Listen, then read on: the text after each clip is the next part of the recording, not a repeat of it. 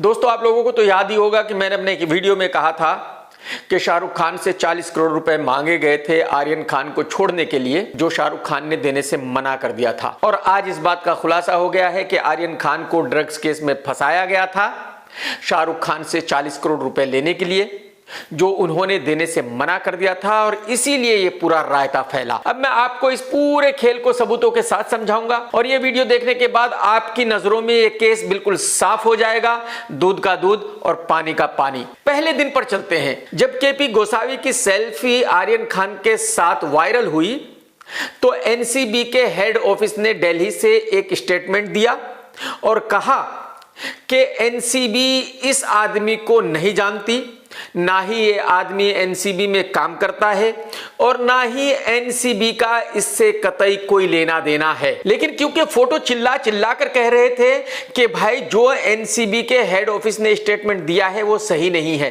तो फिर समीर वानखेड़े साहब ने एक स्टेटमेंट दिया और उन्होंने कहा कि भाई उस आदमी से एनसीबी का कोई लेना देना नहीं है, एनसीबी ने उस आदमी को पंचनामे के लिए बुलाया था। तो गड़बड़ तो वहीं से शुरू हो गई थी कि भाई देश की इतनी बड़ी एजेंसी एनसीबी दो स्टेटमेंट्स कैसे दे सकती है।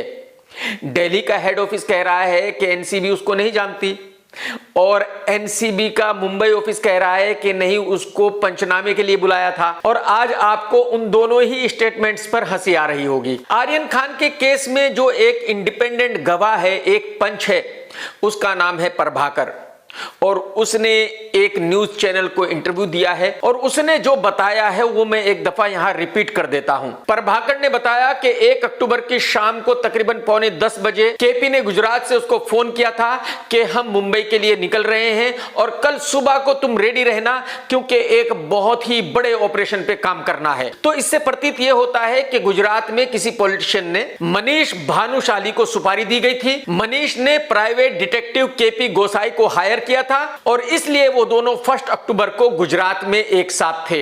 यानी इसकी पूरी रूपरेखा गुजरात में तैयार की गई थी और इस प्लान को अंजाम देने के लिए केपी और मनीष दोनों ही 1 अक्टूबर की शाम को 9:45 बजे गुजरात से मुंबई के लिए निकल गए थे। 2 अक्टूबर की सुबह तकरीबन 7:30 बजे ये लोग मुंबई पहुंच गए थे और ये दोनों लोग सीधे ही एनसीबी के ऑफिस जाकर समीर वानखेड़े साहब से मिल चुके थे। एक कहावत है कि घर का भेदी लंका ढाए। जब तक घर का आदमी कोई दुश्मन के साथ नहीं मिलेगा तो दुश्मन कुछ नहीं बिगाड़ सकता। तो जैसे कि मैंने बताया कि मनीष ने केपी को हायर किया था और केपी ने आर्यन खान के 3 दोस्तों को तोड़ लिया था, अपने पाले में मिला लिया था। लीगली मैं आर्यन के उन 3 दोस्तों का नाम यहां नहीं बता सकता, लेकिन वो तीनों ही नाम आपको मीडिया में सब जगह मिल जाएंगे। तो सुबह तकरीबन 10 बजे केपी और मनीष एनसीबी के ऑफिस से अपनी गाड़ी में निकले और उनके पीछे पीछे सरकारी गाड़ी में समीर वानखेड़े साहब भी निकले और ये लोग सीधे मुंबई पोर्ट पर वहां गए जहां से शाम को क्रूज निकलने वाला था, जिस पर तकरीबन 1800 लोग पार्टी करने के लिए जाने वाले थे।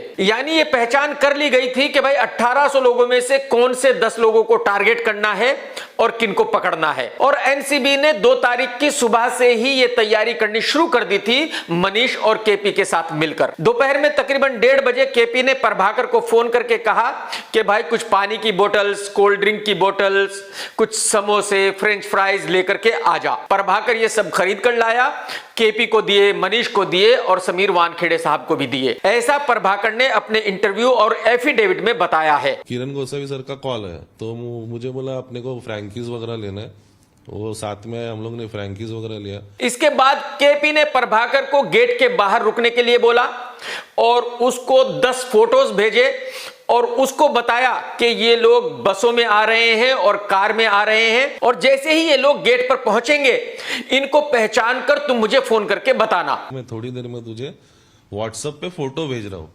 बस में बैठ के यहाँ पर आएंगे, जैसे तू रिकॉग्नाइज करता है मतलब पहचान लेता है तो मुझे इन्फॉर्म कर दे। यानी ये लोग आर्यन और बाकी उसके दोस्त थे। यानी कि एनसीबी को इससे कतई कोई लेना देना नहीं था कि बाकी क्रूज पर कौन जा रहा है, कौन आ रहा है, कौन पार्टी करने वाला है, क्रूज पर ड्रग्स का यूज होगा या नहीं होगा, क्रूज पर ड्रग्स बिकेगी या नहीं बिकेगी। और जैसे ही आर्यन और उसके दोस्त टर्मिनल गेट पर पहुंचे, वैसे ही इन लोगों को एनसीबी ने अरेस्ट कर लिया। यानी जो एनसीबी ने अपने स्टेटमेंट में कहा वैसा कुछ नहीं हुआ। एनसीबी ने कहा था कि क्रूज पर छापा मारा गया, 7-8 घंटे सर्च की गई थी और बहुत लोगों की तलाशी ली गई थी। एक्चुअली एनसीबी को ना रेड मारनी थी ना किसी और की तलाशी लेनी थी। एनसीबी को तो इन्हीं 10-12 लोगों को अरेस्ट करना था और शाम को तकरीबन 10:30 बजे से पहले ही इन लोगों को अरेस्ट करके एनसीबी के ऑफिस लाया गया था। और लाते हुए तो इन वीडियोस में देखा जा सकता है, आर्यन को केपी एनसीबी के ऑफिस ले जा रहा है और मनीष अरबाज को एनसीबी के ऑफिस ले जा रहा है। यानी कि तकरीबन 10 बजे तक इनको एनसीबी के ऑफिस लाया गया और फिर तोड़ पानी शुरू हो गया। आप देखिए केपी कैसे आर्यन की बात किसी से करा रहा है।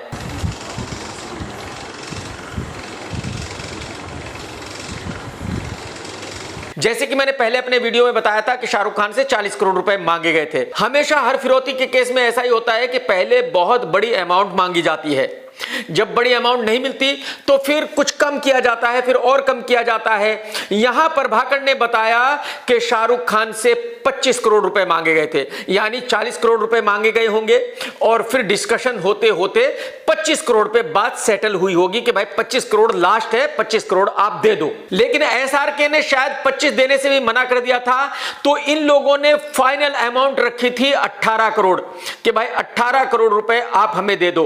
प्रभाकर ने ऐसा बताया कि इन 18 करोड़ में से 8 करोड़ समीर को मिलने वाले थे और 10 करोड़ केपी, मनीष और बाकी लोग बांटने वाले थे। लास्ट 18 में फाइनल करके, क्योंकि वानखेड़े को हम लोग को 8 देना है, बाकी का 10 हम लोग बांट लेंगे। और आप इनकी शक्ल से ही देख सकते हैं कि सब 2 रुपीज पीपल हैं, तो इनके लिए तो करोड़ों रुपए मतलब बहुत बड़ी चीज थी। भाई केपी जो 1-2 लाख रुपए की ठगी करता घूमता था, अगर उसको करोड़ रुपए मिल जाए तो उसके लिए तो बहुत बड़ी बात हो जाए। तो जाहिर सी बात है उस वक्त ये सब लोग बहुत ही खुश होंगे, क्योंकि इनको इतना यकीन तो था कि यार एसआरके बहुत बड़ा आदमी है और अपने बेटे के लिए 18-20 करोड़ रुपए तो दे ही सकता है और गारंटीड देगा। तो यानी कि ये सब खुश थे कि भाई जिंदगी बन गई। बट इनको यह पता नहीं था कि इनकी कुंडली में राहु केतु प्रवेश कर चुका है, इनका बुरा वक्त चालू हो गया है। अब प्रभाकर को एनसीबी के ऑफिस में बुलाया जाता है और उससे 9 से 10 पेपर पर साइन कराए जाते हैं जो सारे ब्लैंक थे। सर पूरा ब्लैंक है, क्या करूं? साइन करे काय ना हो, लाइकली 9 से 10 पेपर के ऊपर उन्होंने मेरा साइन लिया। अब यहां समझने वाली बात यह है कि प्रभाकर विटनेस नंबर 1 है आर्यन खान के केस का। तो यानी जो पंचनामा बना है उस पे प्रभाकर के साइन है और प्रभाकर यह कह रहा है कि मुझसे तो कोरे कागज पर साइन कराए गए थे और वो भी एनसीबी के ऑफिस में। कानून यह कहता है कि जब रेड क्रूज पर की गई थी, जब आर्यन और उसके दोस्तों को वहां पकड़ा गया था, तो पंचनामा वहां बनना चाहिए था। यानी पंचनामा वहां नहीं बना, एनसीबी के ऑफिस में बना। तो अब इस बात की क्या गारंटी है कि भाई जो ड्रग्स आर्यन के दोस्तों के पास से मिली 5 ग्राम और 6 ग्राम वो उन्हीं की थी, वो उनके पास थी। जब क्रूज पर पंचनामा बना ही नहीं, जब पंचनामा एनसीबी के ऑफिस में बना है, तो इस बात की कोई गारंटी नहीं है। 5 ग्राम 6 ग्राम होता ही क्या है?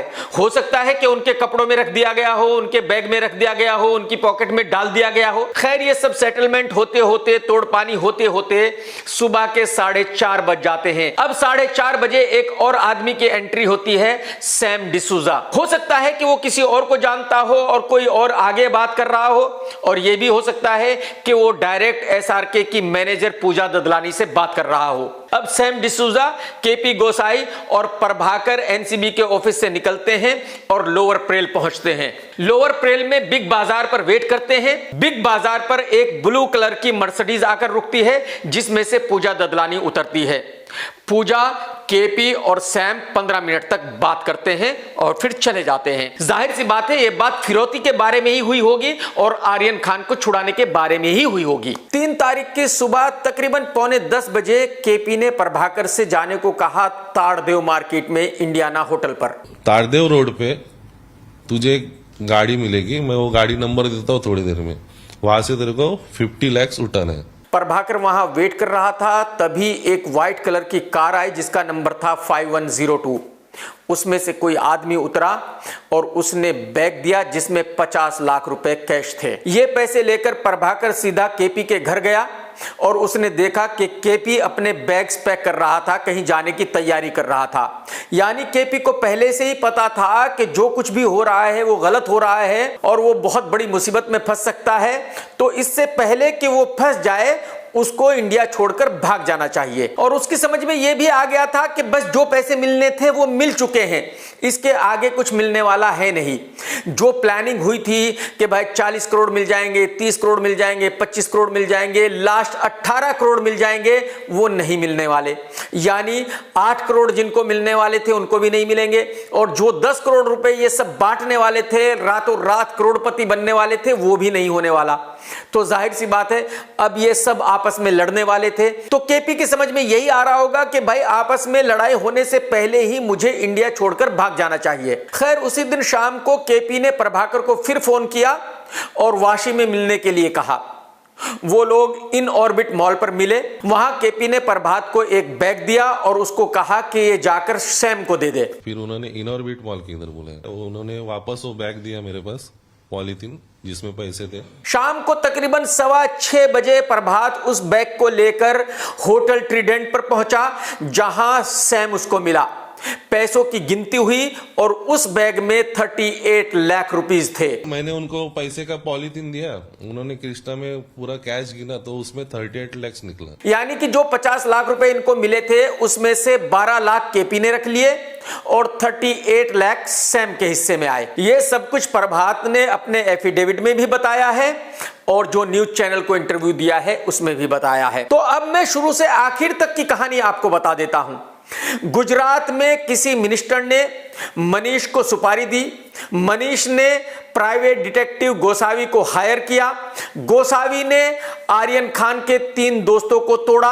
वही 3 दोस्त मनीष और गोसावी को खबर दे रहे थे। मनीष और केपी एनसीबी के ऑफिस पहुंचे, वहां समीर वानखेड़े से बात की, समीर साहब को कॉन्फिडेंस में लिया और उनको लेकर उस टर्मिनल पर पहुंचे जहां से क्रूज निकलने वाला था। मेरे पास नई नई जानकारी आ रही थी तो उन्होंने मुझे बताया कि आप साथ में रहिए। जैसे कि मनीष ने अपने इंटरव्यू में कहा था कि उनको पल पल की खबर मिल रही थी जबकि एनसीबी को नहीं मिल रही थी। बिल्कुल करेक्ट था, उसकी बात बिल्कुल सही थी। यानी जो आर्यन खान के 3 दोस्त थे वो केपी और मनीष को पल पल की खबर दे रहे थे कि अब आर्यन खान कहां पहुंचा, कौन सी गाड़ी में आ रहा है। और जैसे ही आर्यन अपने दोस्तों के साथ टर्मिनल पर पहुंचा उनको अरेस्ट कर लिया गया, उनको एनसीबी ऑफिस लाया गया और 2 तारीख से लेकर 3 तारीख की दोपहर तक तोड़ पानी करने की कोशिश की गई। 18-20 करोड़ रुपए की फिरौती लेने की कोशिश की गई। एसआरके ने पैसे देने से मना कर दिया, रायता फैल गया और 3 तारीख की दोपहर में एनसीबी ने ऑफिशियली आर्यन और उसके दोस्तों को अरेस्ट कर लिया। आज की तारीख में प्रभाकर जो आर्यन खान का नंबर 1 विटनेस है वो सरकारी गवाह बन चुका है। केपी देश छोड़कर मलेशिया भाग चुका है और आर्यन अपने दोस्तों के साथ पिछले 20 दिन से जेल में है। लेकिन मैं केपी टकले की हिम्मत की दाद देता हूं कि सीधा ही हाथ भी डाला तो एसआरके के बेटे पर। इसने तो दाऊद इब्राहिम को भी पीछे छोड़ दिया। मुझे लगता है ऐसा तो कभी दाऊद इब्राहिम ने भी नहीं सोचा होगा कि भाई सीधा ही एसआरके के बेटे पर हाथ डालना है और एसआरके से 40-50 करोड़ रुपए ऐंठने हैं। अब इस केस को जो भी आपको समझना है वो समझिए। ये ड्रग्स केस है, ये फिरौती का केस है, ये एसआरके को हरास करने का केस है। बट मेरी समझ में जो आता है वो सिर्फ ये है कि केपी और उसके गैंग को पूरी उम्मीद थी कि एसआरके अपने बेटे को छुड़ाने के लिए 20-25 करोड़ रुपए दे देगा और हम रातों रात करोड़पति बन जाएंगे। बट इनका वक्त खराब था, जो इन्होंने सोचा था वो हुआ नहीं और आज सब भागे भागे फिर रहे हैं। टेक केयर दोस्तों, सत्यमेव जयते। दोस्तों अगर आपको मेरा वीडियो पसंद आया तो लाइक जरूर करो। अगर आपने चैनल सब्सक्राइब नहीं किया तो कर लो, फौरन कर लो यार। और वो घंटी तो दबा दो भाई। घंटे आप नहीं दबाओगे तो आपको नोटिफिकेशन कैसे मिलेगा? बात समझने की कोशिश करो यार।